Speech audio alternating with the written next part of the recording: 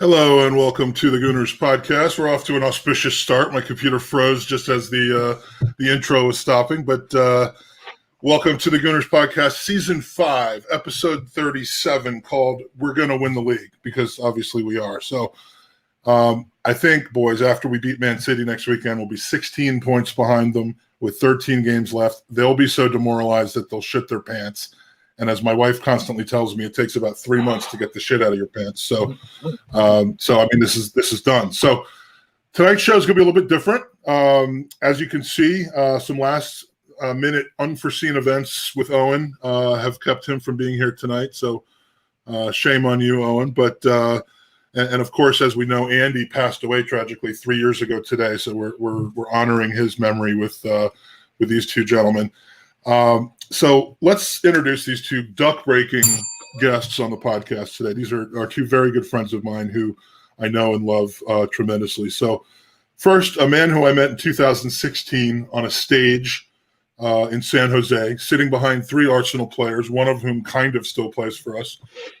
Yet all I could do was look at him and not the Arsenal players because at the time he was very handsome. It's Liam Smith. Welcome to the pod. Hi, thanks for having me. Great to be here. No problem. You're doing your best Hulk Hogan impression, I see. I've let myself go in the last 5 years, but I mean, you were the most handsome person I'd ever seen, and now we have this. It's progress, right? We gotta experiment. We gotta try new things, new formations. You know, we're transition. We're in a group. We're a transitioning club. Why not be a person in transition? You are definitely transitioning into something. I mean, I need people to understand what we were dealing with here at the time when we first met, and I don't know that you get any more handsome as a gentleman than this. And now we've gone to what we have, but we still love him. He's still the same guy, so no negativity here. Next, he's a hairy man, but there's a reason for that, which we'll talk about later. He's one of the nicest gooners you could ever meet. He generously volunteers his time to like 30 different things, including being on the board of Arsenal America and working as the ticketing representative, which makes him a very good person to know. And his name is Andrew Schmidt. Welcome to the pod, Andy. Thanks for having me. There's a rule that if my Andy and Owen can't make the pod, we need to replace them with an Andy and a guy with an Irish accent. And so, I mean, there was no more obvious fit than this. We're going to go to a before shot on Andrew too, because I mean, he's buried under there somewhere. Are we going to see him again soon? Maybe. He'll probably be like 10 pounds heavier from this quarantine. Quarantine 15. I lost 5. I'm on my way down. Yeah, I lost 5 and then I gained 90. It's funny how that works. Yeah, the net is pretty bad. Oh, the chat is telling me I've got Darth Mike voice, where my voice is slowed down to a minimum. So are you guys hearing me talking like a robot at this point? No, but I wish I was. Taste it. All right, let's hear it in the chat from somebody other than Drago. If I sound like a dirty animal, but in any case, Andrew, how's the weather in Wisconsin? It is nice and chilly. Prohibitive. That's the word. It's gnarly. I can't complain too much because like we're kind of used to this up here a little bit. Tell us what can you do it in centigrade? Are you do you know how to convert that or? Yeah, somehow it's 3 degrees Fahrenheit. Feels like -10 Fahrenheit right now. Yesterday it was -22 Fahrenheit, which I think is like -500 Celsius. What is it in Kelvin? Yeah, what is it in Kelvin? I mean, are we at absolute zero or? You gotta carry the 1. Yeah, I don't know.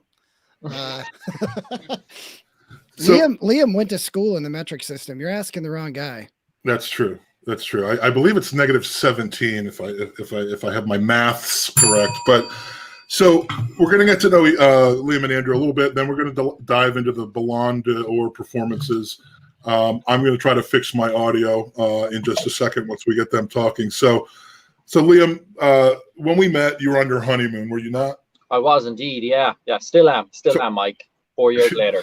Forever. So obviously, you'd think that we met someplace in like Hawaii or Cancun or Antigua or something. But unfortunately, it was in San Jose, fucking California. Parking lot, I believe. So yeah, trying to. Yeah, I think it was a parking lot, and I'm sorry, Mike Hers, but nothing's wrong with San Jose, but it's not known as the number one honeymoon destination. So, tell us a little bit about your story, where you've lived, how you ended up in Wisconsin, how you became an Arsenal supporter, and of course, how you and the lovely Becky ended up honeymooning in Northern California with the likes of me.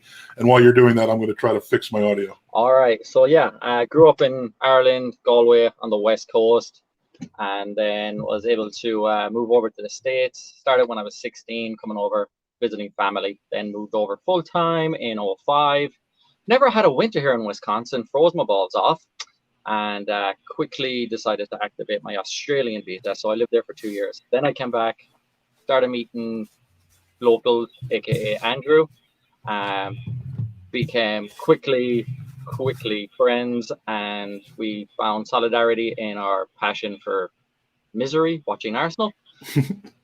And and dragged my wife along on the journey to be an Arsenal fan, and that's basically how. So when did the Arsenal? I mean, like, when did you first start following the Arsenal? Do you go back to the Highbury days, to the pre-Wenger days? Where did it all start for you? Yeah, George Graham days. So like early 90s, kind of like that Cup Winners' Cup 1993. That kind of year was solidified it. One of my friends on the council estate growing up, he was the only one with a color TV and with the channel. So we'd go to Dave's house, watch the game. Steen Righty and a swagger, obviously cocking that smile, that gold tooth. I was like, that guy's got it. He's something special. Watching him, then obviously being a bit of a tall, stringy kid, I was like, I like Tony Adams, kind of same kind of build, and I like sticking my head in where it probably shouldn't be, and my feet where they definitely shouldn't be when I was playing football. And so I was like, yeah, Arsenal, my team. None of my family members are Arsenal. They're all Liverpool, all United. So definitely the outcast. No wonder you came over here. Yeah. So Andrew, same thing for you, minus the honeymoon part. Tell us about your? I'm not sure I know your Arsenal backstory, and we'll get into the rest of your backstory a little bit later on. But Arsenal wise, where did you join it in? Yeah, it was. I had a friend, a coworker, who was working in between school years. He was a international student from France at the UW here in Madison.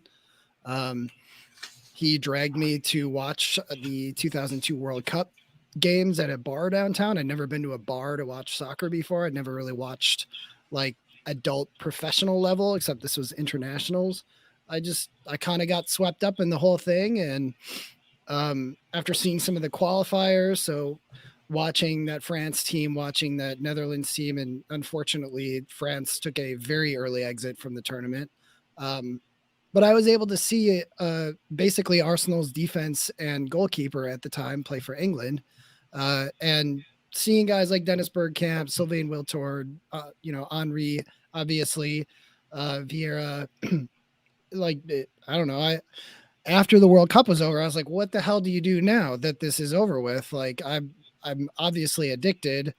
So what do I do? And my friend at the time was like, "Well, who did you like from the players that you watched play?" And I was like, well, I like those French guys. I like that English defense. They're like, did you sit down like with calculators and ledgers and be like, all right, we're going to figure this out here? Yeah. I got the slide rule out, the whole 9 yards. No, it was just as simple as like, I like the players that I watched play. And my friend was like, oh, they all play for our Arsenal. So that's probably you should like watch. And that's how it started. I got in at a very good time, obviously. The 2002 through 2004-ish, 5 if you count FA Cups. It was a good time to be a fan.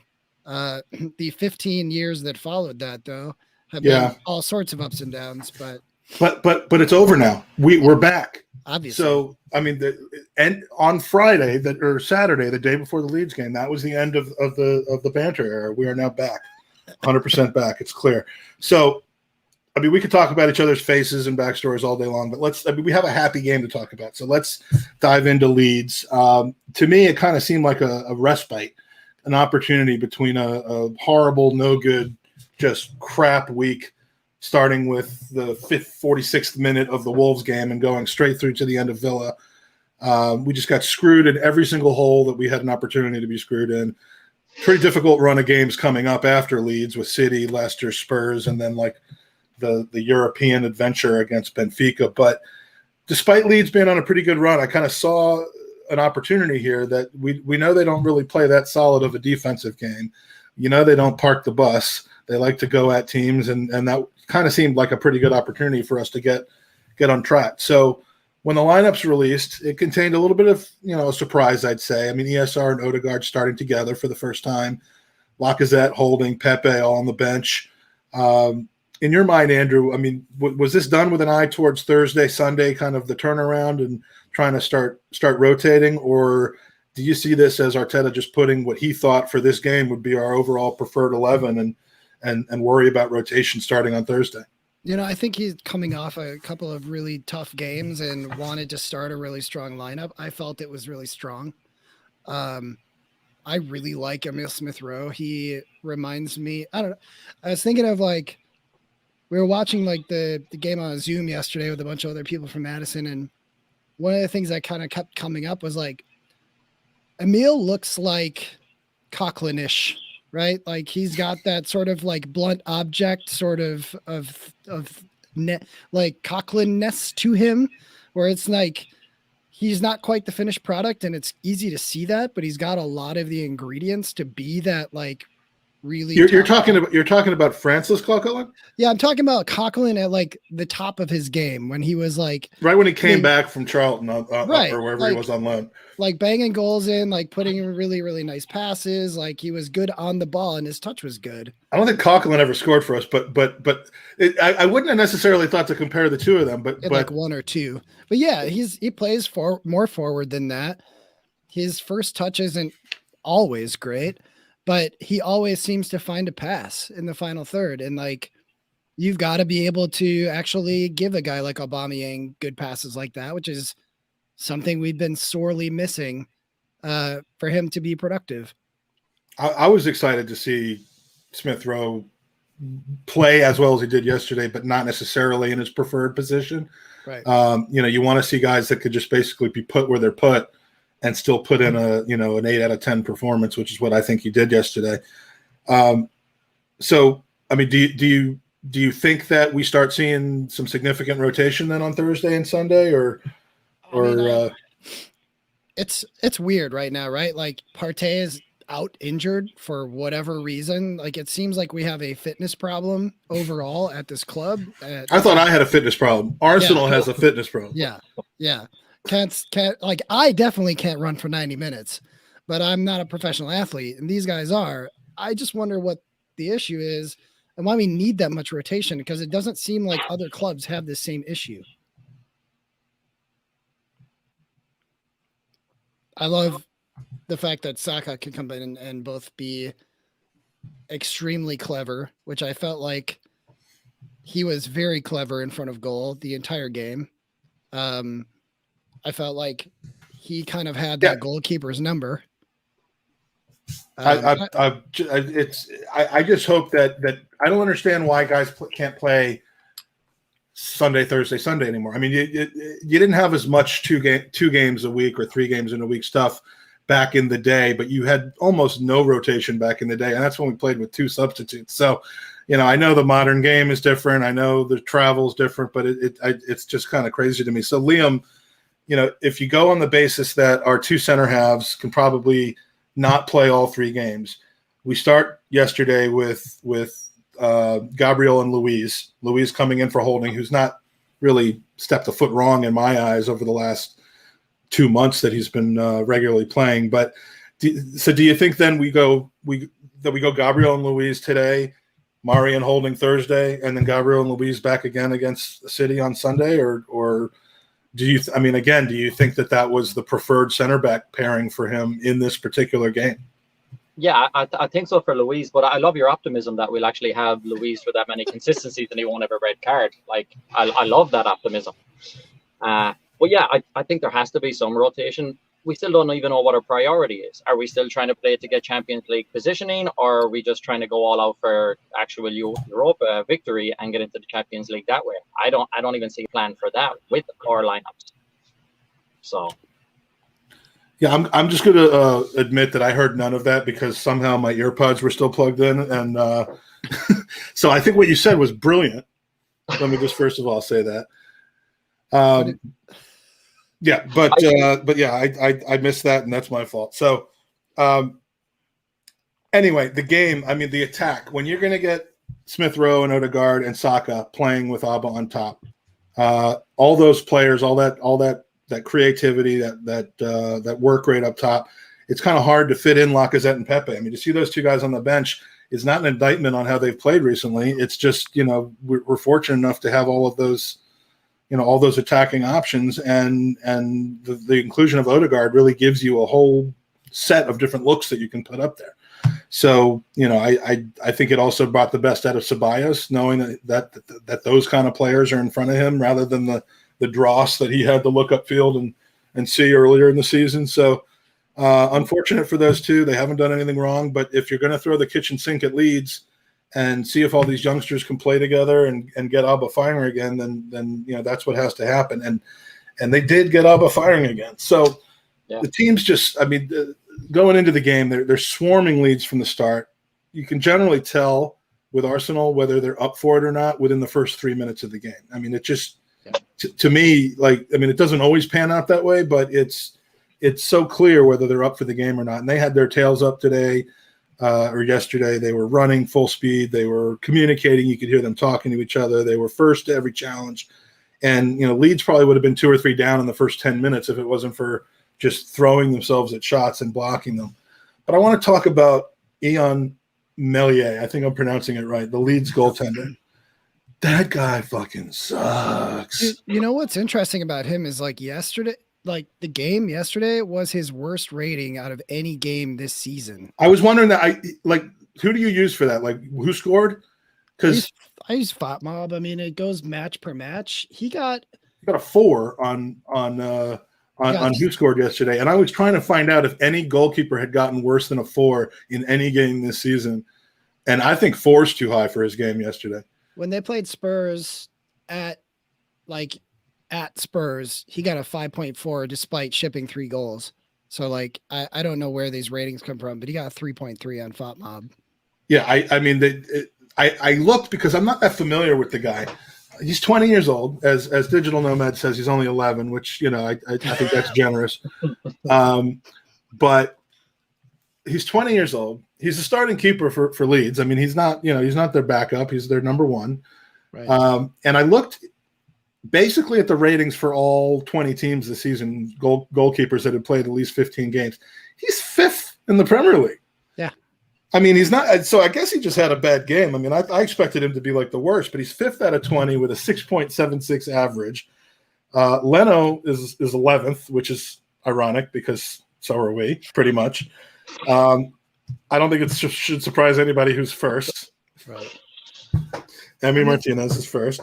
But for this game, Melia, the 4.0, it was horrendous, and I couldn't have been happier. The first goal from us, if you go back far enough, it starts with him basically just clearing it right to Bellerin's feet. Right. Such an easy ball to Bellerin that Bellerin didn't even need to take a touch first. He just one touches it, and 9 pinpoint passes later, a little tiki-taka play between Odegaard, Xhaka, and Aubameyang, and then prime Aubameyang is back all of a sudden with that shot. I mean, Luke Ayling he was ailing after that one. His man bun fell off. It was a joke what Aubameyang did to him. So Andrew, is Aubameyang, is he back? I mean, he's had to face accusations about kind of ozoling it up with his new contract, that he's past it, that he's and I'm never wrong about anything, but I've fully backed him to come back and bang in the goals because it just seemed like a crisis of confidence. And now we know there may have been a little bit more going on than that. But are you backing him for 50 goals this season or what? Probably at least 50. No, I think, look, he's a confidence player, right? So he's got to be surrounded by people that are not only confident in getting him the ball, getting him those balls through this so that he has chances. he needs to be around other people that are playing confidently.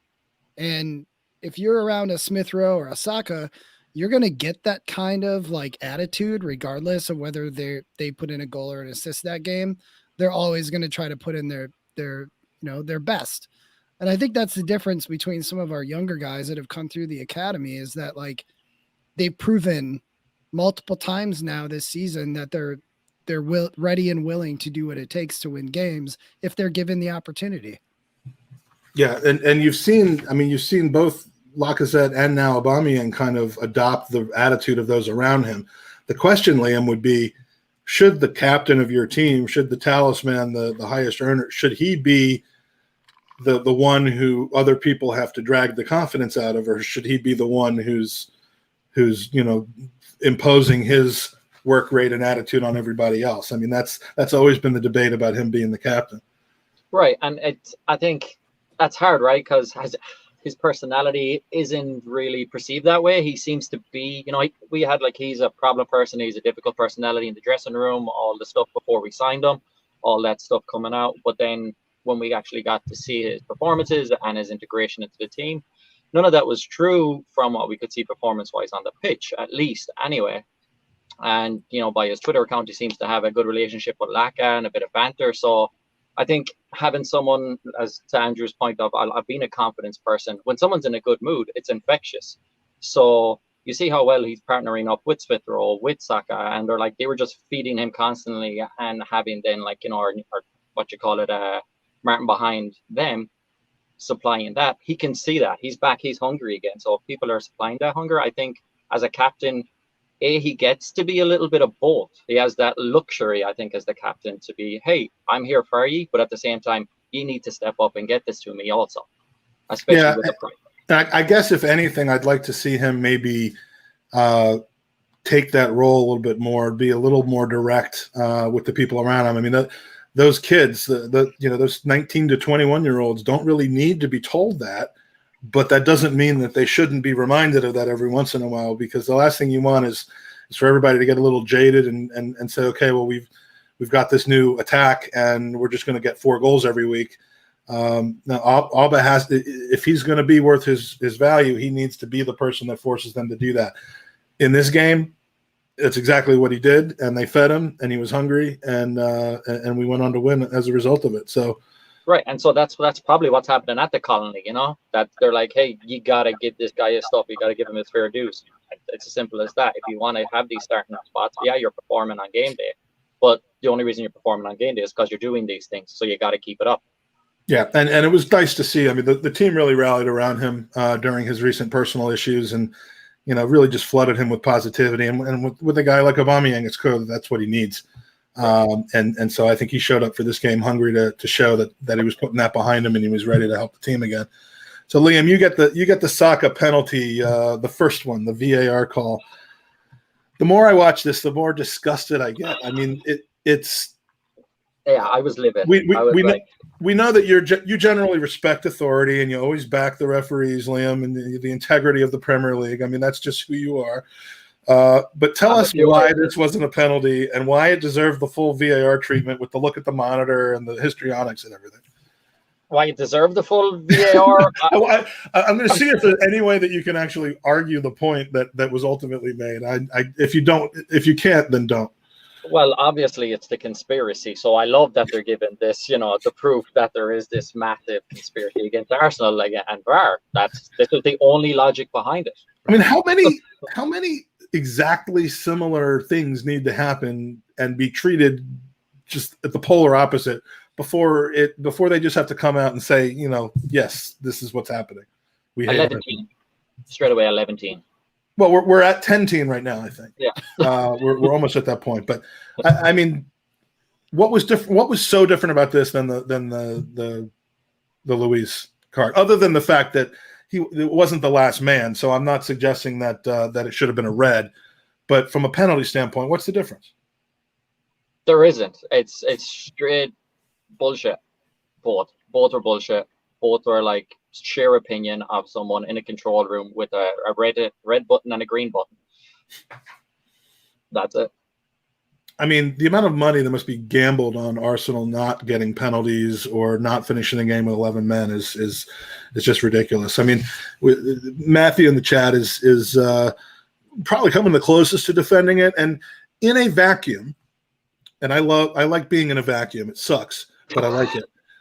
In a vacuum, you can look at that, and I would tend to agree with you, Matt. I mean, in many angles, you could say that he was already, maybe he was looking for the contact. Maybe he was starting to go down before the contact happened. I won't disagree with you on that. And I wouldn't disagree with you that it might not be a penalty, and again, in a vacuum. But you can't, I mean, compared to all the other calls where it doesn't even go to VAR, there was no checking of anything. There's just, yep, that's a penalty, and we'll VAR to see if it's a red, but we're not VARing the penalty. It's just ridiculous. And so if the standard league wide is that contact from the side or contact from behind that results in a guy falling down is a penalty, then it's a penalty. And if you call it a penalty on the pitch, which to his credit the referee did, then was it really that clear and obvious of an error? I mean, again, to overrule the call is one thing. To go to VAR and decide ultimately that, yeah, the call was right, it wasn't a penalty, if that's the way it was made on the pitch, is a different story. But to say that the referee really made a huge mistake there and just completely missed the call is basically what they've come out and said, and that's bullshit. Andrew, any thoughts on? I mean, before we go to the next to the second real penalty. No, I mean, look, at the time when they were showing the replay, when I was looking at it, it was one of those situations where it's like, all right, are we talking about intent, or are we talking about what happened? Because I think if you're judging it on intent, the player was not trying to play the ball. The player tried to run through the man. But at the same time, I did look like Saka was already going to ground before he even touched him. So I would agree. I would agree with that. But again, if that's the standard, then I'm fine with that. Right. And if we're talking about intent, he intended to run through the man, and you can't make contact in the box like that. Yeah. I mean, if we're going to parse whether a person, whether a person was already starting to stumble, lose control of the ball, whatever, before his touch, then let's have that argument and set some sort of standard to what is and isn't a penalty. Are you talking like a Minority Report type situation where we're punishing penalties before they even happen? Exactly. I mean, I want that ball to come rolling down the little thing, and really, I just want to lie in a pool for. I mean, that looks so comfortable. Those people lying in the pool. You should. Unless someone's peeing in it. Well, I mean, as long as it's your own pool, then I've learned that doesn't count. So that was bullshit. And again, I just to summarize, I would suggest that there be a higher tolerance for what is a penalty. And under that higher tolerance, I can accept that not being a penalty. Apply it evenly across the board to all teams, not just the ones that have players for England playing for them that aren't Bukayo Saka. Because, you'd think he'd get the same kind of protection because he's an England boy, but I don't know. What's the difference between him and Kane? Anyway. I could think of one pretty obvious one, Mike. Yeah, I was trying not to go there, but while still going there. In any event, let's move off that, because Saka did end up earning a penalty that couldn't be avoided, because Meslier decided to suck so bad that he gifted us a second bite at the apple. I mean, the thing is, though, once the penalty's called, I'm not excited about it because I'm waiting for it to be overturned. Right. I'm watching with my son. My son and I love watching the game, celebrating together. He's 17. He's as tall as I am, but we still jump into each other's arms. Well, he jumps into my arms. I don't want to break his hips. But there's joy going on normally, and this whole situation has been taking the joy out. Even when Aubameyang steps up and scores the goal, I wasn't celebrating because I thought I saw a foot of an Arsenal player encroach over the box, and I'm like, they're going to call that back. You're just going to have to take it again. Like, that's how bad it's gotten. I couldn't even enjoy it. But ultimately, I think that they decided to give that to us. So the third goal, probably my favorite one. Not because Bellerin took his opportunity great like he did, embarrassed Millier by beating him at the far post for the second time in the half, but because of the lead up to the goal. I've watched that 15 to 20 times, and it's no Norwich lead up. It's not like the Crystal Palace Scorpion kick goal lead up. It's not from end to end stuff. It's not the Fulham goal. It's not the Leicester goal, but just Saka just takes the ball, embarrasses the rest of the defense, just including Alioski, just toying with them, lays it off to Abba, and immediately you have 3 or 4 players all lifting their arms up, moving into different positions and screaming for the pass, which is something I don't think we've seen much of that this season. Everyone's just supposed to know what to do. No one's communicating, but everyone's looking for it. Finally, the ball drops to Ceballos off of Bellerin's head and the nutmeg. Oh, I mean, that some nutmegs you get a feeling like they're lucky, they're accidental, they're unlucky for the defender. That one was clearly, dude's got his legs open, and I see Bellerin on the other side. I'm going to feed it through his legs, and put him in a position to score, and he just destroyed Click with that nutmeg. So, Andrew, I mean, Bellerin hasn't exactly solidified the fan base behind him over the last couple of years at Arsenal, but every once in a while he puts in a performance like this, and he was good offensively. I don't really know how he was defensively because we didn't have to do too much, but I'd sell him this summer. I think he's got value. We have to start turning some players around who are, shifting some guys out, bringing some guys in before they lose their value. But do you see him as I don't know where you stand on Bellerin, but is he a viable first choice right back in a team that's got the ambitions that we are supposed to be having? I'd love for him to stay, but I don't know that he's really showed enough of himself as a leader. And once you get to a certain point and you're on that first team, if you're on the team sheet every week, you got to step up, and you got to step up in big games, especially. I don't know. I love Hector and everything that he's about and what he brings to this team and to this club as an organization. I don't know that he's a long-term right back for us, because I feel like he's reached his peak. And I hate to say that, but I feel like he has. Yeah, and wouldn't it be so Arsenal to just keep the guy until he's reached his whatever the opposite of peak is, nadir, completely jaded and doesn't like playing anymore, and I don't. We have this ability to burn people out and not really set high enough goals for them to ascend to. I think that's the thing with him, is it's I think the managers that we've had throughout the course of his career have been largely happy with the effort he's putting in, which in most cases isn't bad, but it's not great either. Yeah, no, I mean, he needs to be pushed, and I don't Cedric for all of his quality of late and his flexibility to play on the left. I don't know that he's the one to push Bellerin to new heights either. I mean, I think they're that's one area in our club that there needs to be a reset. And other than prior to 2016 when he first got injured against Spurs and did his ankle in and lost 2 or 3 steps, I think his sale value right now might be as high as it's been.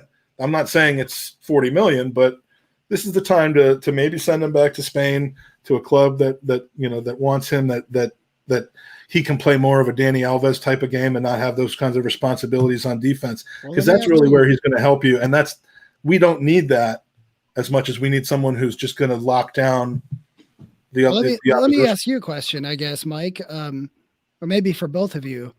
Do you think that Hector is as good in his career as Nacho was in his career? I don't think he was as consistent. I mean, Nacho was consistently strong to me. I mean, I actually was sad to see him go. I mean, I think Bellerin's been much more hit or miss. And, you can't compare them exactly because they're playing two different positions, 2 different ages, 2 different phases of their career. But that's a tough one. I think Nacho was probably a little less spectacular, a little less pacey, but rarely made mistakes in my eyes. And Bellerin is a little more the opposite of that. Liam? Yeah, I'd definitely go kind of piggybacking on what you were last saying there. Expectations of Nacho were different. There was a lot made about Bellerin's pace, about his wing back ability, being able to bomb up, his passion and kind of hunger. Nacho, he was a squad. He came off as a squad player, but he was still a starting 11. He was always in it, and it was just a given. But it didn't have that same expectation. It was like, oh, left wing, Nacho's crosses are going to fucking bang in all the time. But at the same time, he had a solid overlapping run and was able to square it back. He was good at pulling it back. So, credit where credit's due. But again, the expectation wasn't there with Nacho. Yeah. Well, I think Nacho also had the benefit of, didn't he basically come in directly to replace Santos? So, Yeah. There is that. Jim in the chat saying, I think we get too critical. Bellers hasn't been at his best, but he puts in a shift. He's not as bad as some fans are saying. No, I agree, but that's the club in a nutshell, though. Like he hasn't been his best, but he does all right. Like, I'm not one of those people. I just don't get that emotional about, well, we need to just be cutthroat and being a 6 is not good enough. And call me unambitious if you want. It's just not worth my physical exertion to get that whacked out about not having enough ambition. But I will say in this case that Bellerin has said some things in the past that are worrisome about ambition, as far as players that were teammates of him that wanted to win too much, who we then shipped off to a club that someone in the chat is trying to spam us about. And I'm not going to block him because I like letting people dig their own graves. But that does worry me. Again, I don't think he's the type of player that brings us to a new level. I think we have a left back now, a left fullback who will do that. I think we need to have a similar level on the right side if we really, really want to, be consistently competing. So most of all, though, with Bellerin, I'm just glad that he's moved out of the man bun and dreadlock phase, because that was painful. We are not in a position to make fun of anyone's hair, I don't think, the three of us right now. We've got the Hulk Hogan thing. We've got the fat Stone Cold thing, and then I'm not sure what to call Andrews, but Bellerin,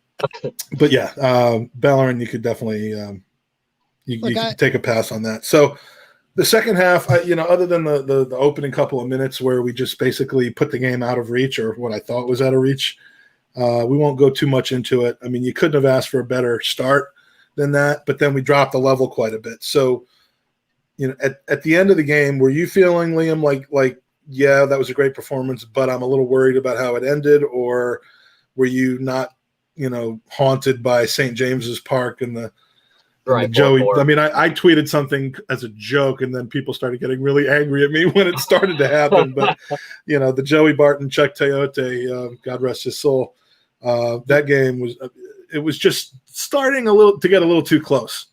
So, right.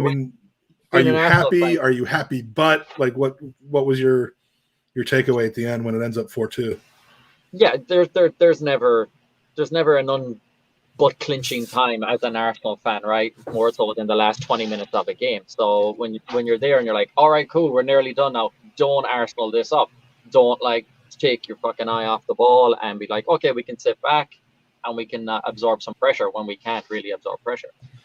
So and then I was really worried, obviously, when we brought in the one who will not be named. And I was like, okay, well, at least we're not going to be pushing forward. So we're just coming. Oh, we're going to name him. Yeah, the William, that prick. So I was like, great. All right. So that didn't really let my asshole relax much as an Arsenal fan. So I don't think we're there yet. Obviously now, at the end of the game, yeah, we're winning the league. We did kind of come back. Those first two go in quickly. I actually thought that Bellerin came in and immediately they scored 2 goals, but I looked back at the timeline. They'd already scored 1. I said Bellerin, I mean Willian.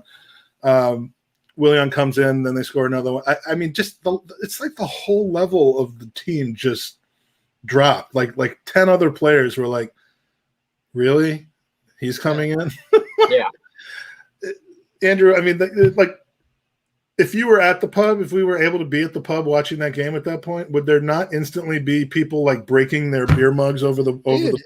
It's funny you mentioned Andre Santos earlier, because it has that same sort of visceral reaction from people. Like the second you see him warming up on the sidelines, people are like nervously pacing, like, God damn it, don't do it. Don't do it. And you know what's going to happen every time. I don't understand what Willian's identity is as a player. Like, what's he supposed to do? He's supposed to make boring games exciting when we're winning. Is he like the guy that you put in on FIFA where you're like, all right, I got to pad some stats somehow. Like we gotta like kick it out of bounds at least 3 times this game, or we got to concede 2 goals and then come back and score a third. Or yesterday gives a lot of credence to the people who claim that he's got a contract with a clause in it that requires him play a certain number of performances. I mean, which is weird because normally you'd have a contract that rewards you for having a certain number of performances, and the conspiracy theory would be that that's why you're not playing. People said that about Pablo Mari and his 10-game, £1 million bonus that's due to his old club, and that's why he hadn't played when clearly he was hurt. People obviously have said that, and probably truthfully so, about Ozil. They probably saved a lot of money by freezing him out of the club, and at that point, that's what they wanted to do.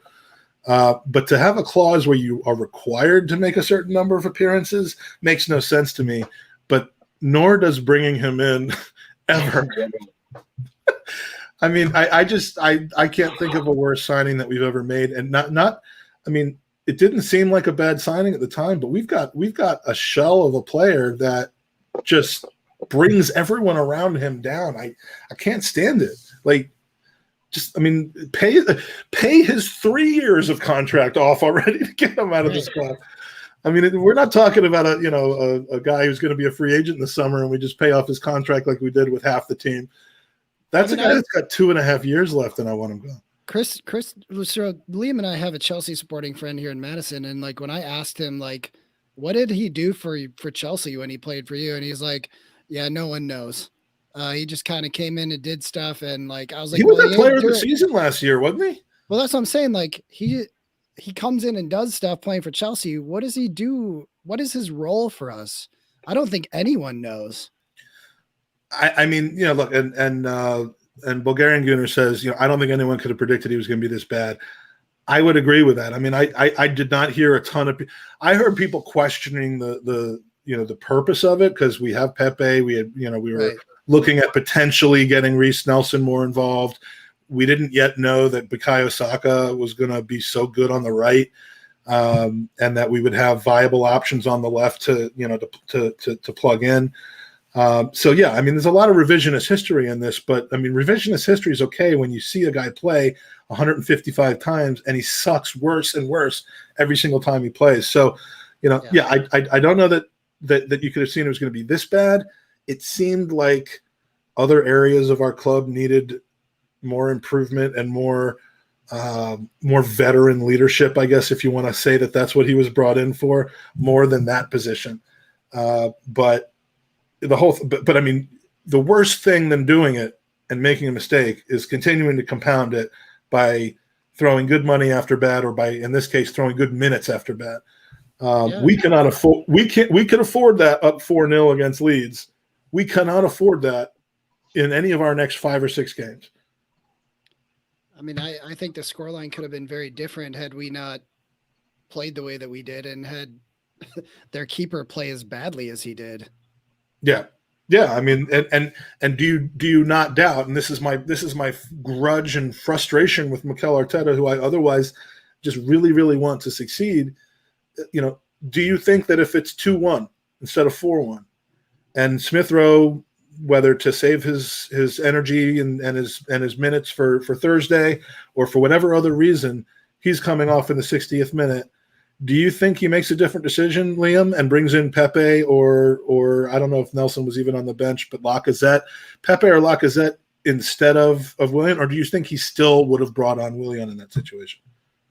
With the frustrations of his picks, I think he would. I think he genuinely would, for that creative aspect of Willian, rather than Pepe's, I don't want to say like eagerness or youth, because we know he has that coming in on the right, but I don't know. It's hard to say, like, would he fucking follow through and make that decision? Because judging from his past decisions, no.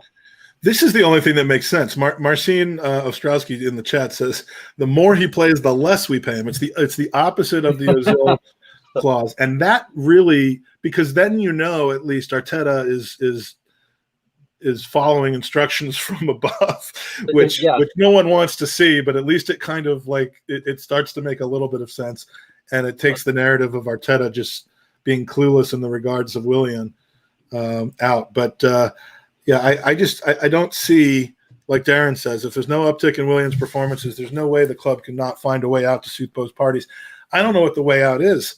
I mean, right? There's no resale value. Willian seems in the mold of of Ozil and of Socrates and of Mustafi, insofar as I'm happy to sit around at my age and get paid to do nothing, and against the mold of an Alexis Sanchez who, good signing from Manchester United, very did great for them at 550,000 a week, but ultimately decided to take a little bit less money and go to Inter so he could play. And we've seen a lot of players do that. I don't see Willian leaving if he doesn't have to. Does it make sense? Does it make sense to either of you that we'd pull off a 20-year-old to put on a 32-year-old? I mean, even to kill off a game. No, that's it. Like you bring in Pepe, you give him the minutes. Like at least he has that potential. If you do concede a goal, he has that offensive ability. There would be one reason to do that, and that would be if he is going to give you much more with fresh legs defensively. Right. I think that's kind of the idealistic view of Willian, is that Smith Rowe is just pushing and pushing and pushing, and we scored 4 goals out of it, and now we need somebody who's going. I mean, that is why I had zero problem, and would continue to have zero problem bringing El Neni in at that point, right? Because that guy will run his ass off, press, and cover ridiculous ground in the 89th minute of a game that we're winning by 1, 2, or 3 goals, and you'll get that out of him, and you don't really need the forward momentum there. But to bring Willian at that point, and I think it was said by Vivek, he's supposed to kind of play in the number 10 at that point. You've got other guys that can play in the 10. I mean, Pepe could probably play in the 10. Odegaard was in the 10. Mm-hmm. Smith Rowe really wasn't. So I mean, I don't know. At some point, it just has to become clear that, and I don't in any way support the abuse he got on social media over that. There's got to be a way that you can call somebody crap from a sporting perspective without going into abuse, personal abuse on his page, and all that. So I have to put in the disclaimer that I don't believe that he deserved the abuse for it's not his fault. He sucks. The manager picks the players. Yeah. But it's the one thing that just before the Boxing Day game against Chelsea, where it kind of all turned around, and yes, you could say we were in 15th, then now we're in 10th. Big whoop. If you haven't seen an improvement in our team over those 6 weeks, you haven't been paying attention.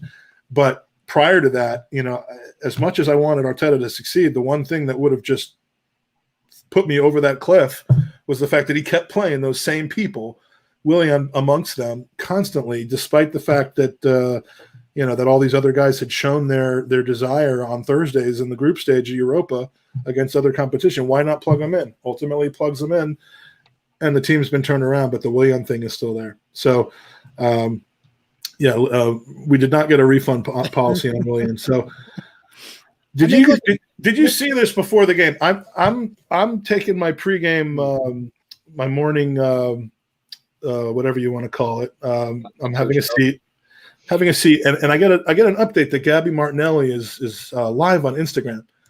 I don't know why I have him on it. I almost never use Instagram, but I got this little alert that he's live on Instagram, and I'm like, that's weird, because they just put the lineup out and he's on the bench. So he's either like warming up on the pitch, or actually it was about maybe 5 or 10 minutes before the game, I think. And so I'm like, okay, well, this should be some interesting, like real life action. And I go on the thing, and it's some dude in a scary looking mask, smoking, like either smoking or vaping out of the mask, and dancing around with some music, like in a kitchen somewhere. So it was like a devil mask. It was really kind of scary. I guess neither one of you saw that. No. I mean, it sounds amazing. It sounds fun though. It was bizarre. I figured out after at least 5 minutes it was not Martinelli. Why? How did you figure out it wasn't him? Well, because I'm pretty sure that he doesn't have a kitchen. I think he just eats out a lot. The smoking and the mask and not being at the Emirates, that didn't give it away. But Most, sure you're following the right Martinelli? Most 18 or 19-year-olds don't have a kitchen. That's true. Yeah, it was weird. It was a little scary. I was in the fetal position until kickoff. So, all right. Let me see. Where were we here? So what do we learn from the game? Alba's back. Alioski's a little suck-ass bitch who got what was coming to him finally. Saka is better than prime Maradona, Messi, Ronaldo, and Danielson combined. Fair. Runnerson is not the worst goalkeeper in the Prem. I mean, should we be offering Runnerson for 20 million to Leeds right now? I just say let's just do a straight swap. I think we'll come out like in the black on this one. No, I don't want to swap Runnerson for Leeds goalie. That's the one Mike, thing. If you've ever played on a team, you got to have one terrible goalie so the other guys feel good about themselves. That's how it works. That's what Andy is on this podcast. Andy is our terrible goalie. He's the ringer. He's the ringer. He is a goalie, and he let 3 or 4 penalties out of 6 past him in Denver from this guy. So yeah, he's here to make the rest of us feel good. But we've learned that Smith Rowe and Odegaard can play together, and I can't wait to see more of that. And that Arsenal are definitely winning the league this season. So before we go to the man of the match, let's hear your man of the match, men or mans of the match chat. We've got Zaidmir in the chat, Jim Alamani, Drago, Bulgarian Gooner, who was kind enough to switch over from the Highbury squad when we went live. That was a dumb move, but we're glad you did it. Darren Reeds, Daniel Roberts in the house, Vivek, who said it was nice to see Andrew. Do you know Vivek, or was he just? I thought pretty sure Vivek. I've gotten tickets before. Yes, and we'll talk about that. Always good to see you, Man United fan. Thank you for your contributions to the chat. Marcin Ostrowski, Digital Nomad. Who else we got? Oh, Becca, the lovely Becca, is in the chat from Iowa. We have a couple others, and I'm just not going to scroll back that far to see. But thanks for joining us. I know it's late if you're over in the UK or if you're in Bulgaria specifically. So put your man of the match in the chat, and we'll start with you, Liam. You've got your pick in this game. Who you taking? I got to go with the Bulgarian. They're furthest away. Commitment. I'm not asking for your man of the chat. I'm asking for your man of the match. Drago is always the man of the chat. There's no question against that. Fair enough. He watches more hours of podcasts than I am awake hours in the week. But love the guy. So your man of the match yesterday of the people that were on the pitch. Yeah, I would say Saka, just because he kept his composure, like to have both of those interactions at a young age, to keep his professional and his head on his shoulder and not be a prick for the sake of being a prick and bide his time. Yeah, Saka, especially playing on the right. He showed another side of his game. He definitely took advantage of it. Yeah, Saka. Okay, and for you, Andrew? Saka as well. What, if nothing other than for that third goal, the build up to it, like him dribbling across the box, drew out 3 defenders, and then being able to like create space for other players to run into. We don't have a lot of players like that. No, we really don't. we don't have a lot of players that are good with the ball at their feet and are willing to dribble at defenders. Like, I feel like that adds a whole different dimension to this team, and Saka's largely to thank for that. Yeah, and I'm going to make it 3 for 3. I mean, in a game where you get a hat trick from Abba, it's hard to not put him into consideration. I see him as the beneficiary of the play behind him, and he did his job. He did it well. He converted a penalty. He converted 2 opportunities that were that were put on one that was put on a platter for him, and the other that was pure class on his part. Great game from him, but Saka changed the game. Absolutely changed the game. I think you got to give two really, really good second, honorary mentions. One to Smith Rowe, and then one, as Daniel Roberts said, Ceballos had his best game in months for us, and I just, I think he's the type of player. Now that we're getting all of a sudden quoted, permanent purchase prices of $22 million for him, it's going to be tempting and it's going to be hard because I can see him, especially if Partey is missing more time than we'd want him to miss. I can see him making a bit of a comeback, kind of a second half of the season comeback like he did last year, because I think he really gets excited about playing with Odegaard, first of all, who he's played with in the past, he's trained with. Ceballos has kind of been the mentor for Odegaard, I think, in getting adjusted to Arsenal, which is weird because he's not an Arsenal player. Neither one of them are yet. But Ceballos really didn't do a lot wrong yesterday. And if for nothing else than that nutmeg to Bellerin, I think he's got to be honorable mention. But Saka, who, I don't know if either one of you saw this. I know you both dabble in the Arsenal America Facebook group, but I've mentioned that about 2 months ago, some guy I'm not going to name names, although I could, said that Saka was the most overrated Arsenal player of the last few years because he had no goals or assists from touches inside the box. This was the day of the Chelsea game, by the way. So good timing for this take. And he never got stuck in. I think he called him he compared him to a Wobie or something like that. I mean, could not have been a worse take. This guy is world class already. Yeah. I mean, look, he's not a number 9. He's not a number 10. Like, I think he's kind of more of a number 8 kind of player. He's a number 1. He's the number 1 guy you put on the team sheet. Yeah. Yeah. Right now, I mean, look, like he's played 21 games this season. Right. He's got 4 goals inside the box, 1 goal outside the box. He has 26 key passes and 28 chances created. Like, that's not nothing. And for a guy as young as him, he's putting Willian to shame completely. Yeah. And not only that, but clearly his mentality to the game is well beyond his years. You've seen the 19 and 20-year-olds who look like they're still learning how to play at a professional level. They may have the talent in their legs and in their bodies, but not necessarily in their head. And then there's guys who you can just, there's nowhere to go but up, even though they're good already. And Saka is just that player. If he can stay healthy, that guy is never going to need a break because he's just jaded and off of his game for an extended period of time. He's just going to learn and create new ways of dominating games. So I absolutely love that guy.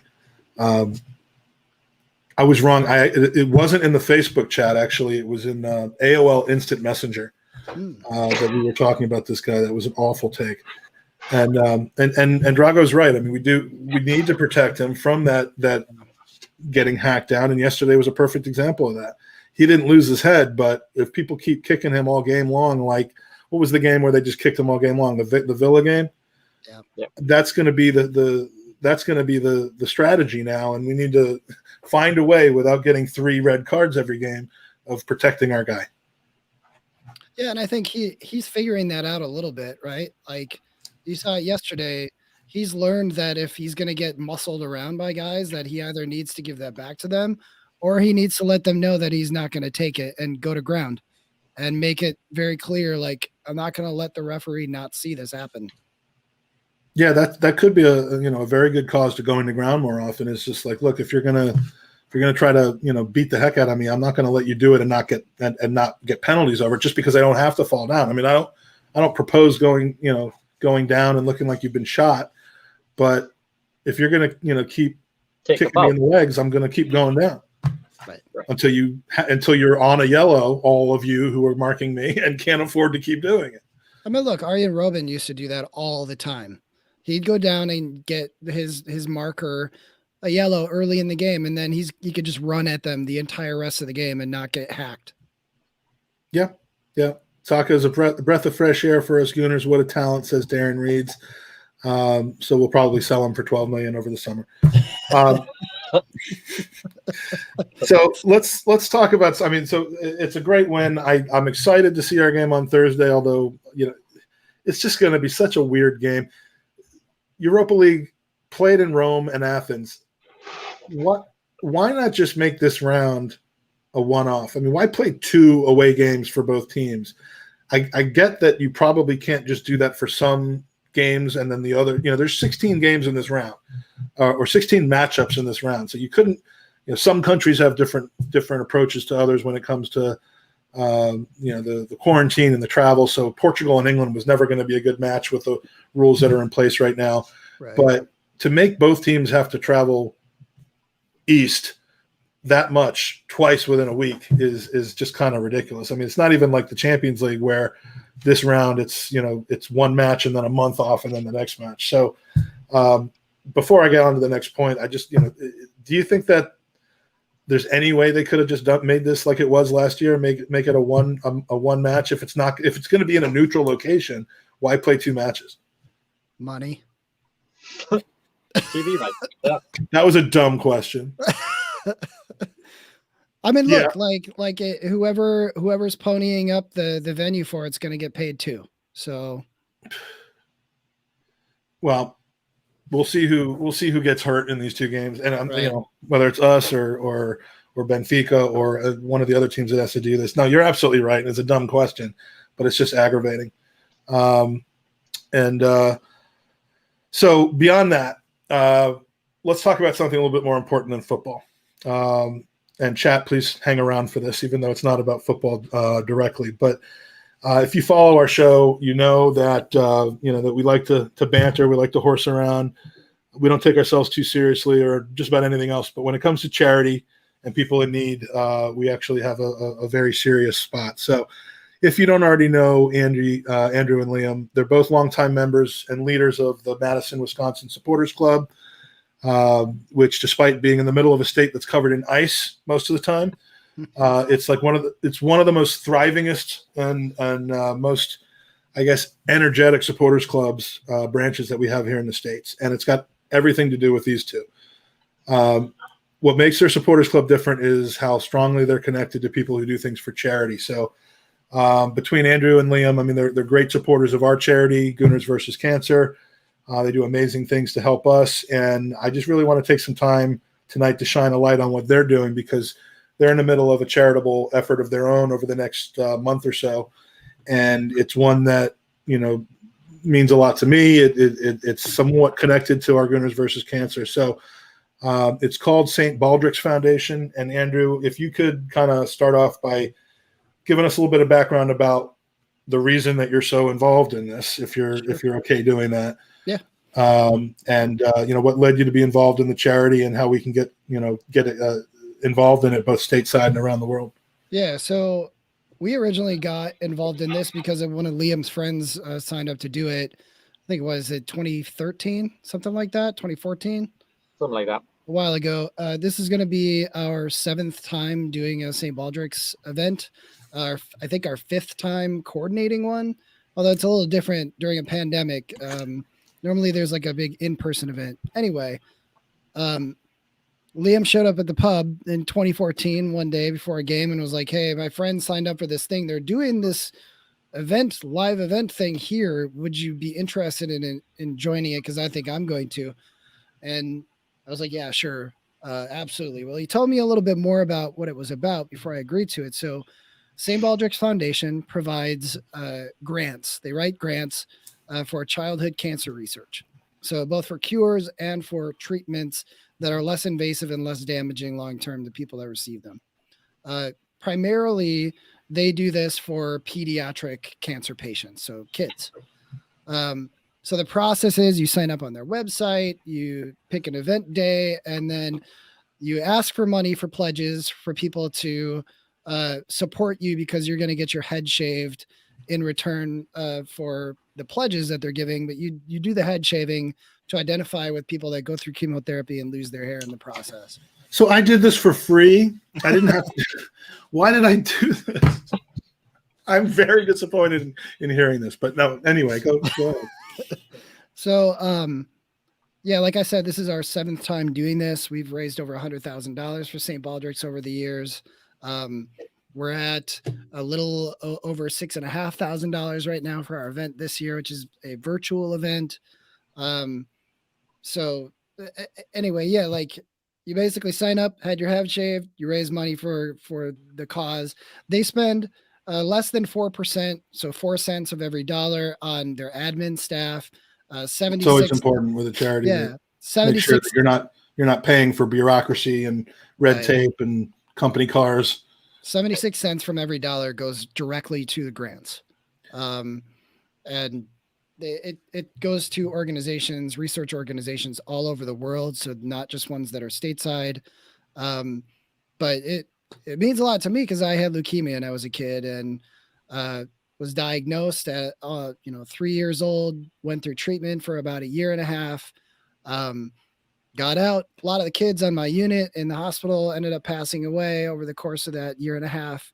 And because of the drugs that I had as part of my chemotherapy cocktail, which is nowhere near as tasty as a regular cocktail, I have long, lasting effects. Like I'm on blood pressure meds now to help regulate the damage that the drugs did to my heart. So it's not just about curing cancer for kids.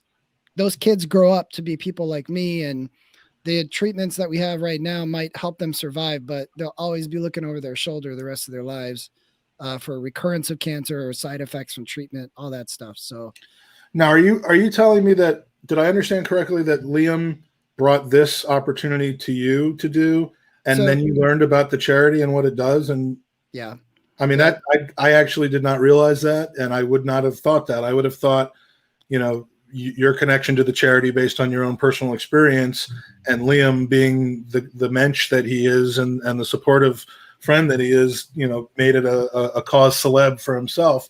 It's amazing that that's actually the opposite. Yeah. Little known fact about Andrew is he steals all his best ideas from me. I look like a genius and we do good work. So everyone wins, right, Liam? Exactly. He does all the legwork. I'm like, hey, I plant seeds and he makes shit grow. And I'm like, this is perfect. That's a good partnership. Now, so the event here, again, what's the date of it? Is it March 14th? Yep. Yeah, it's March 14th. We're going to do probably a Twitch live stream. So we'll get you the details for that so you can join in on it. And we'll take donations even after the event passes too. So for the cosmetic surgery, because when they're bald, I saw one picture. I was looking at old pictures on your Facebooks. I was stalking and creeping on you guys, and I saw a picture of Liam with his head shaved right after an event. I haven't seen one of Andrew, but the obvious question here is: are you shaving the rest of your facial hair or just your head? I mean, I'm doing the whole thing. This thing is like a millstone around my neck right now. Like we're just over a month away, and I'm having dreams about shaving it off. It's just as bad at this point. It's weird though, because like when you're trying to grow a beard as a guy, you will have dreams of like it being shaved off and you waking up being terrified. Whereas with me, it's like I wake up and I grab it and I'm like, God damn it, it's still here. I woke up one morning and I just looked like this and I was horrified, but I'm too lazy to do anything about it. And then Liam, you decided to go Hulk Hogan at what point?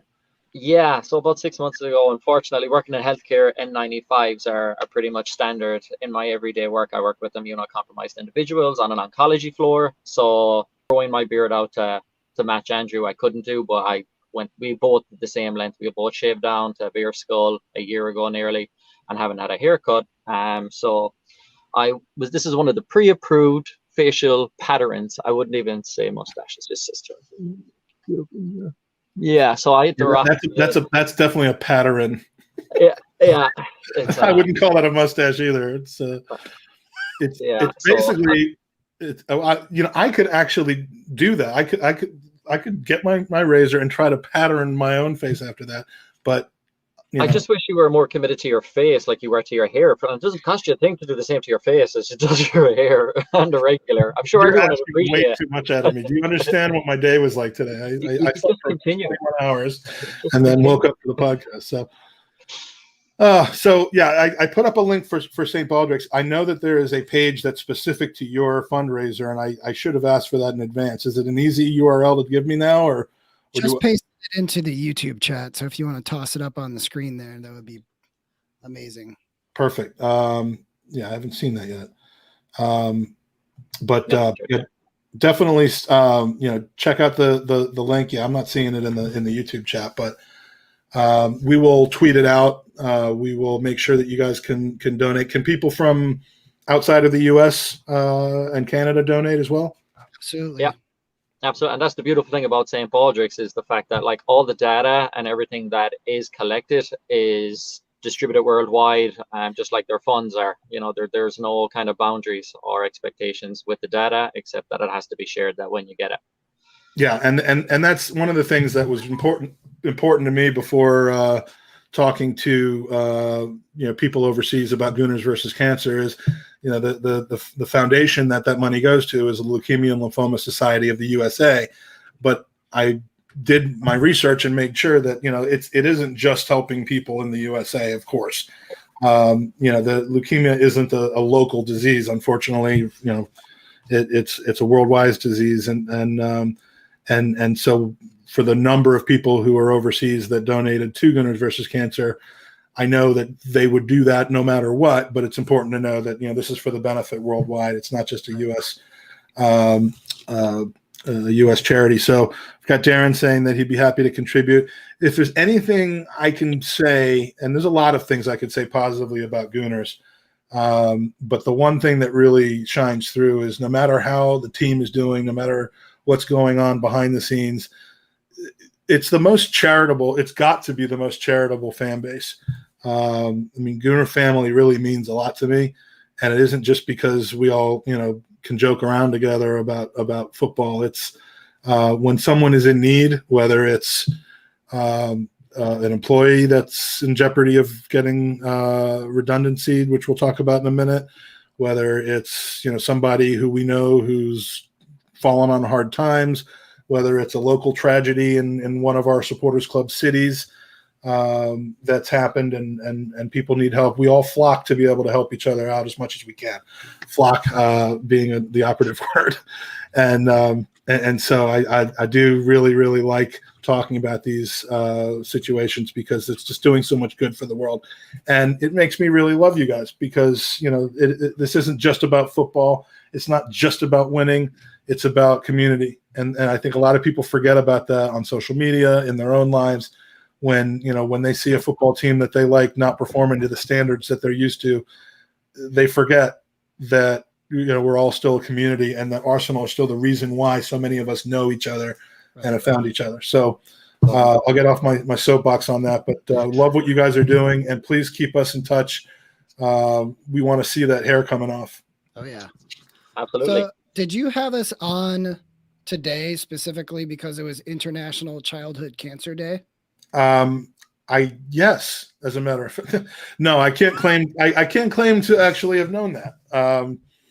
I didn't realize that there was a day for that, but if that's true, does it make me look better to say yes or no? Like yes. Am I taking advantage of you two by having you on at this date, or is it just a nice happy accident? I'm okay. Mike, I would say you could never take advantage of anyone, Mike. You're such a giving person, and if anyone doesn't accept your givingness, they're taking advantage of you. I've said that to so many women, and it just doesn't work. It just doesn't work. Luckily, I only have one that actually I have to make that work with. From someone who works in CHOP research, consider me in, says Ramon. The real Giannis, who joins us from, I think you're in London. I know you're in Europe. Wants to know if you guys are Bucks fans, being from Madison, Wisconsin. Yes, it's a birthright. Liam? And I was, but yeah, sure, Buck fan. As is Andy Rhodes, who spent years in Milwaukee before moving to Denver and starting this podcast. So So yeah, everyone's just finding common ground with each other these days. So again, for some reason I'm not seeing the link come up in the chat. Check your Twitter DMs, Mike, on the podcast account. I sent it over there too, and I tweeted it as well. Okay, perfect. Then I'm sure that's where it is.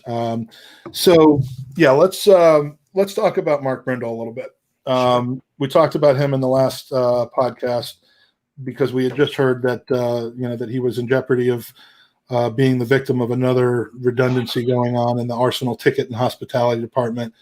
To me, Mark Brindle has been an ally in our charitable efforts, in being pretty much the face of the club when it comes to helping us with items to donate, because we make most of our money off of raffling off items and items that you can't just get anywhere off the street, right, such as signed jerseys and shirts and that sort of thing. And Mark's just been a guest on our podcast, just an absolute gooner. Andrew, your role in Arsenal America is as a board member and the person who deals with the club on arranging for tickets. As Vivek said, you have to deal with people like me who didn't listen to the fact that the location to pick up the tickets had changed and was running around London sweating my ass off, missing the first half of the Arsenal-Chelsea game last year. But that was my fault. But in doing that, you've more than likely created a very close relationship with Mark. And if you could just say a couple of words, because the last I spoke to Mark was actually this morning, and without defying confidences and stuff, they're still having meetings about what is and isn't going to happen. And my hope is that we continue as Gooners to get the word out, because the club is, I don't know if they're hearing, but they're listening, if that makes sense. So tell us a little bit about Mark and what he means to you and to Arsenal America as a supporters club. Look, I think in general, I mean, you could look at this particular process that is happening at the club right now in numerous different ways.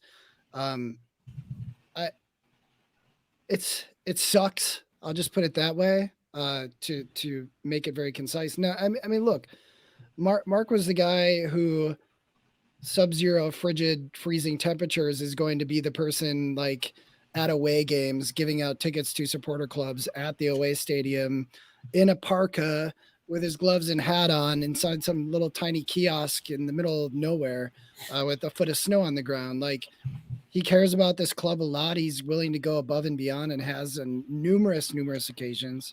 My work with him is primarily just been trying to like work to make sure that we can get additional tickets if we need more than the usual. I think that there's a certain amount of like personal touch that has been slowly squeezed out of this organization, as this club as a whole, over the last couple of years. And Mike, your sort of situation with trying to go to the new place to get tickets was a casualty of that. Like, we ended up having to, instead of having people pick their tickets up at the collection kiosk at the stadium, they now have to go to the supporters club, which, don't get me wrong, it's not a big chore if you were to know that was the new plan. I just somehow missed the memo. Well, I mean, after close to a decade of going to the same spot, it's like you never assume to like, you don't think to like read emails super closely or whatever it is. But part of that was because the 30-some people that show up to games from Arsenal America, that's a maximum generally. They like decided that there was too much overhead with letting people pick up their tickets, 30 people total out of 60,000 some, which that was part of it. I think the big part for me that's sort of sad about considering somebody like Mark for redundancy is the amount of years that he's served this club, not just as a fan, but as an employee, and doing it in a way that is deserving of the honor and respect that this club talks about regularly, right? Like, we're a principled club. We have our standards and this rich history of being about the people. And it just feels to me like this is the Arsenal way, the class. I mean, it's all the stuff that we talk about all the time, but you can't have your cake and eat it too when you're the club. And like, you want to talk about those things. You can't say that and then go ahead and try to fire people to save money. And to me, the position of supporters liaison officer is apparently mandated by the Premier League. So the position isn't being made redundant.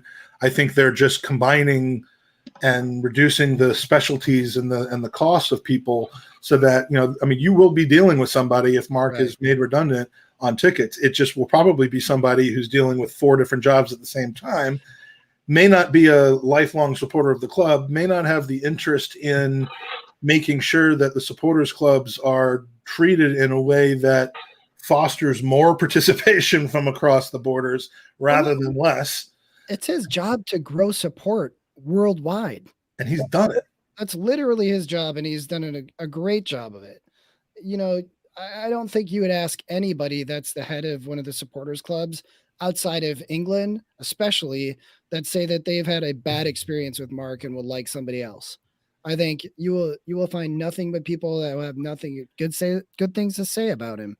And I feel like you lose a guy like that and do it on purpose, you're losing a big part of what the club has done historically to grow their support base. This is an interesting comment. Digital Nomad on Fire podcast says, Arsenal's not a charity. It exists to play good football. All respect to former staff, but if they're not needed, they should be let go. We don't know the reasons for the firing. Presumably there are logical reasons for it. I'm not going to come at you for saying that, but what I will say is that the reason that there were 55 redundancies in the scouting department, in other departments, Jerry Quay, who was the man under the Gunnersaurus suit, he was made redundant. And even though Gunnersaurus is back, he isn't, which is really kind of sad. But the reason we didn't spend a tremendous amount of time talking about those redundancies is because we don't really know the background behind them. They didn't touch our lives the same way that this one does. So, so Mr. Nomad or Mrs. Nomad, whoever you are, respectfully, Arsenal's not a charity. They are a business who succeeds when their global brand is cherished and built and made stronger. And his role in the club has unilaterally been responsible, not just because it exists, but because of who he is in including people in this club. If there's an Arsenal America supporter who found them, or an Arsenal Bulgaria supporter, or an Arsenal Assemble supporter from Philippines, who found themselves able to go to the game in Milan or in Baku and needed something, that position doesn't require that they be there to help them, but Mark Brindle would do it.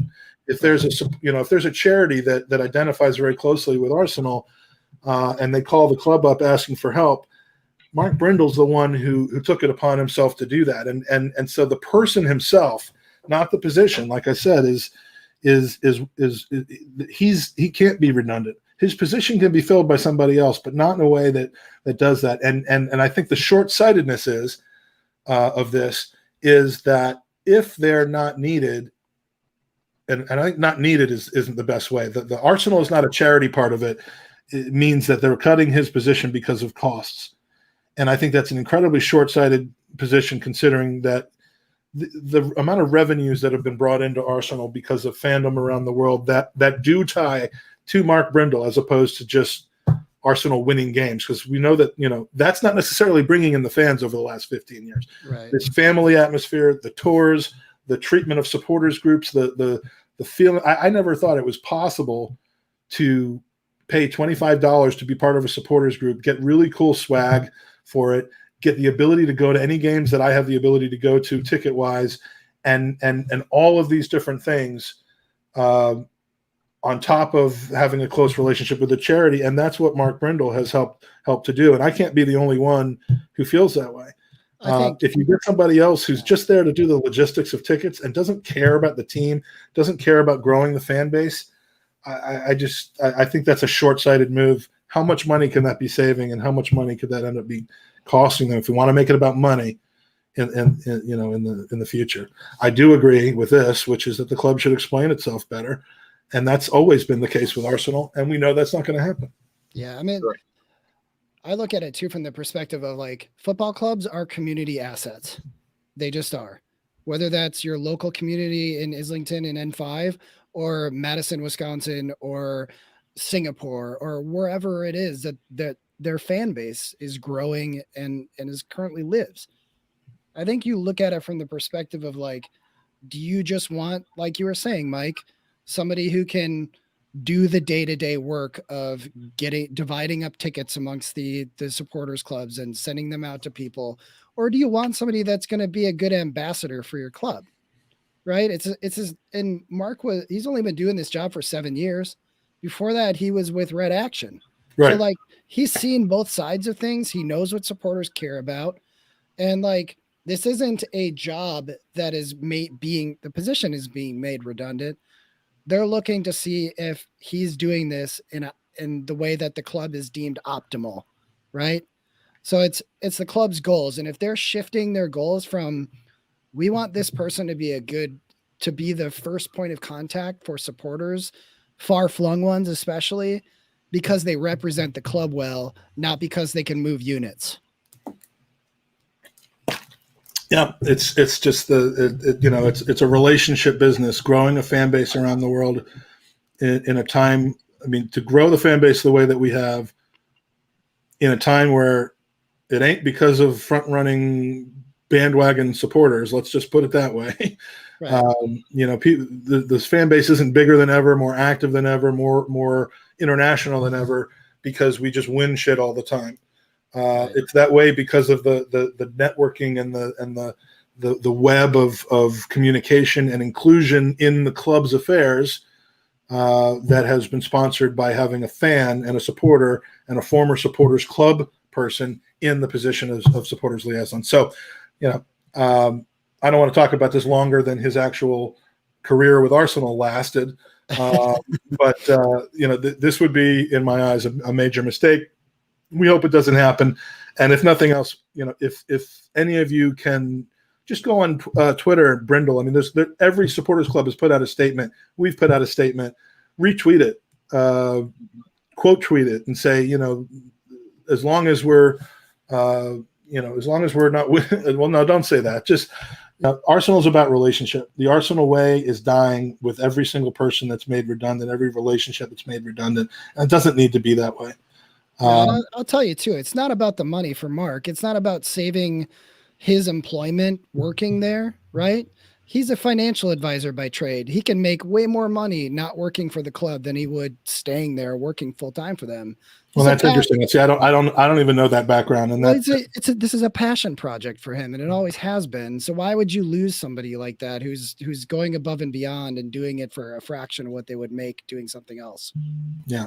Well, hopefully the decision's not been made, and we'll have some good news to report soon. But I know that you had an extended relationship with him and would have some nice things to say. So I think that pretty much wraps it up, fellas. Nice to have you on after a win.